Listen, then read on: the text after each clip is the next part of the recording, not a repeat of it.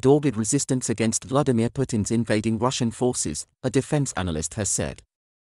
But Sam Cranny-Evans also warned there was clear evidence Russia was deploying cluster bombs and red phosphorus, UK-supplied both weapons of which are proving crucial in maintaining Ukraine's fighting spirit. In their dogged Britain has resistance so far against supplied Vladimir more than Putin's 10,000 invading Russian missiles, forces, including NLAW anti-tank weapons, Javelin Sam anti-tank Cranny-Evans systems. Also warned there was clear evidence Russia was deploying cluster bombs and red phosphorus, both of which are the subject of international treaties banning their use.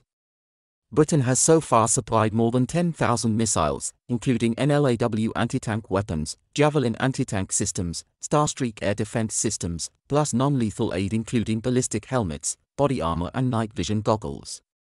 Speaking on April 8, Prime Minister Boris Johnson said, "Putin has steeled our resolve, sharpened our focus and forced Europe to begin to rearm to guarantee our shared security." Mr. Cranny-Evans, a research analyst with the Royal United Services Institute, RUSI, told Express, "There are two sides to this. The first is the important political message that UK weapons provide. They demonstrated that the UK was supporting Ukraine and encouraged others to do the same. This political support has been important to maintaining Ukrainian fighting spirit. The cult of the Javelin and NLAW are examples of this. The British weapons are used to engage armored vehicles and provide opportunities for artillery to complete engagements or enable Ukrainian troops to break contact. Both sides were waging war using a mixture of Soviet and post-Soviet systems, with artillery weapons probably the most important," Mr. Cranny-Evans stressed. He explained, "The available evidence suggests that it is the primary form of lethality for both sides. Specific systems in use include the 2S-3 Akatsiya and 2S-19 MSTAS, which are tracked self-propelled howitzers that are used by both sides in varying quantities. Both have a 152mm diameter barrel, but the MSTA, which is newer, has a longer barrel, giving it a greater range of almost 15 miles compared with just over 11 for the Akatsiya." Mr. Cranny-Evans said, "The MSTAS in service with Russia are modernized to a greater extent than Ukraine, giving them improved accuracy in terms of positioning and gun laying, which can be important in an artillery-dominant fight. Other systems which are particularly dominant are infantry fighting vehicles armed with 30mm cannons.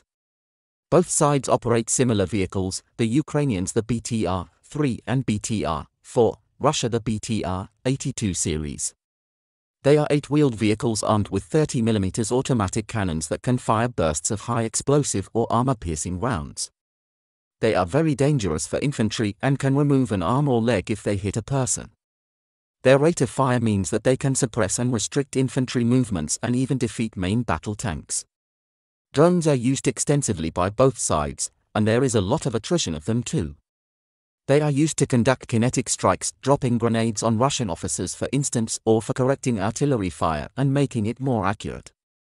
Putin's forces have also been accused of resorting to the indiscriminate killing of civilians since the start of the invasion on February 24, with an investigation by the International Criminal Court, ICC, already underway following widespread allegations of war crimes.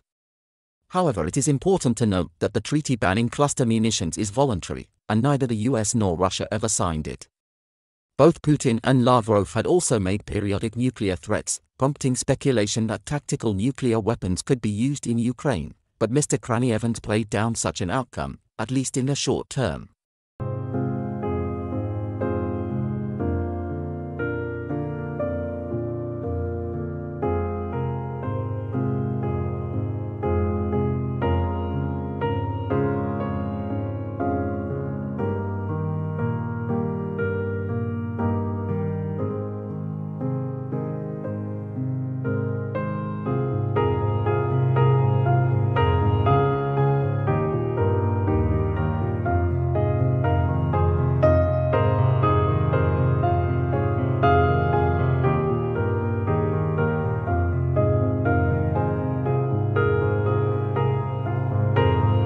He said, "It's very unlikely right now. It would be a meteoric escalation and could lead to NATO involvement.